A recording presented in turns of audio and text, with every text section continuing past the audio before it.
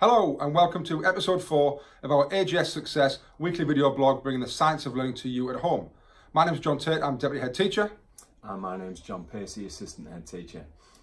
Following on from a previous video that we've done on space practice, what we're going to look at today is the importance of breaking our study into smaller chunks for each subject. Now, John, obviously we've been doing lots of reading around the different research to back this up. So have you got kind of a summary of some of our findings? Yeah, I suppose in the simplest form, chunking is just, if you have an exam coming up, really just exclusively revising just for that subject in the preparation for the exam. And I think that's probably familiar to lots of people at home and here, because it's probably what we did at school. Yeah, certainly what I did. I've got a big exam coming up, and kind of parents and things might be saying to me, right, you've got an exam coming next week, so make sure you're doing loads of work for it the night before. So does the research then suggest that that isn't necessarily beneficial? Yeah, there's three main kind of findings really from the research that we've made that suggest that maybe isn't the best way to learn.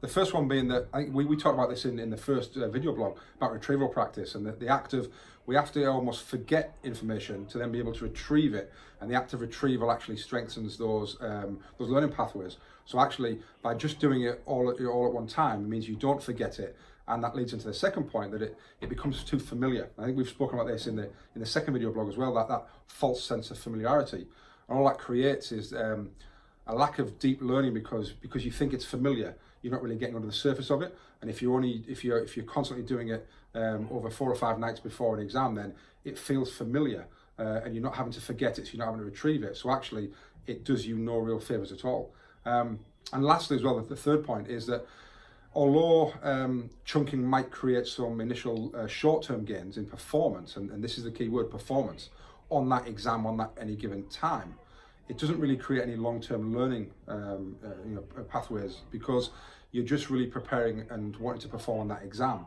And ultimately what we want is we want that learning to stick over time.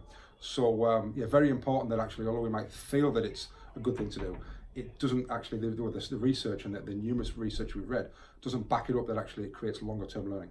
Right, okay, so essentially you're saying that kind of preparing just for the upcoming exam is going to have benefit for that exam, but the little and often approach that we talk about is actually going to kind of benefit your longer term learning. Absolutely, and like I said, we're not saying that chunking and cramming doesn't improve performance on that exam, but we don't want that. We want those long-term learning benefits that are going to go from year 7 all the way through to year 11.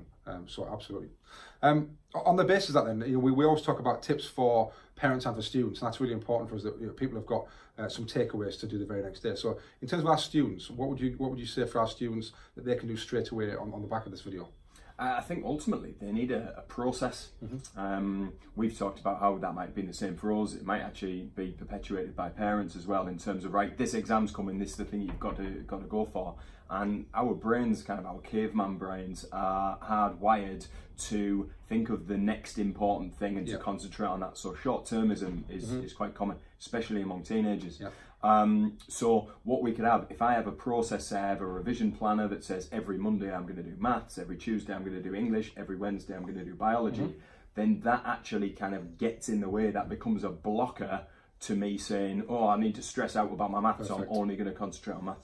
This is going to become really important when it comes to, say, end of year exams, because if you spend the week before exam season just concentrating on your first exam, the next day when you've got exam 2, you've then only got 1 night to prepare.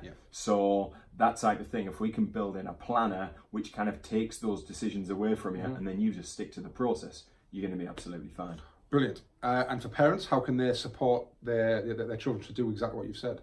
Well, I talked about traditionally parents, teachers as well might perpetuate this idea of, right, your exam's next week, so time to start revising for it. And actually what we need parents to be doing is having the conversation with their students that actually learning for learning's sake is quite important. So it's not, when's my next exam, what do I need to prepare for, but rather, what did I do today in school, what did I learn about, how can we continue those conversations, which again flips back to some of those tips that we've mentioned previously. Absolutely. And John mentioned there the previous videos. Remember, all of our videos are on our YouTube channel. You can look at all the previous episodes, and we would advise you to do that so you can really get a good flavour of everything we're talking about to help you at home. Thanks for watching.